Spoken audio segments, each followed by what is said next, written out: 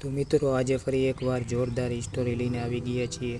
તો સ્ટોરીમાં એન્ડ સુધી બના રહેજો અને સ્ટોરી પસંદ આવે તો લાઈક અને શેર કરવાનું ભૂલતા નહીં. તો ચાલો શરૂ કરીએ. સ્ટોરીનું ટાઇટલ છે સાચો ખજાનો. Moral story. એક ગામમાં રોહન નામનો મહેનતી પરંતુ ગરીબ છોકરો રહેતો હતો. તેને હંમેશા લાગતું કે અમીર લોકો પાસે જ બધું સુખ હોય છે.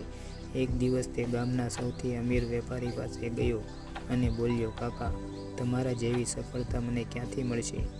વેપારીએ હસીને તેને એક નાનો થેલો આપ્યો અને કહ્યું, આ થેલો તારો ખજાનો છે, પણ ધ્યાન રાખજે, તેને રોજ ભરી જવાનું છે. રોહને ખોલીને જોયું તો અંદર માત્ર એક અરીસો હતો. તે આશ્ચર્યચકિત થઈ ગયો.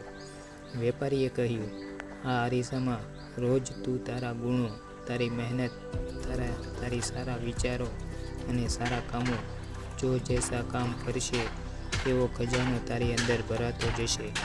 રોહન રોજ એ અરીસામાં પોતાને જોયો, ખામીઓને સુધારી, મહેનત વધારી, સારા કામ કરતો ગયો. થોડા સમયમાં જ તે ગામનો સૌથી માનનીય અને સફળ માણસ બની ગયો.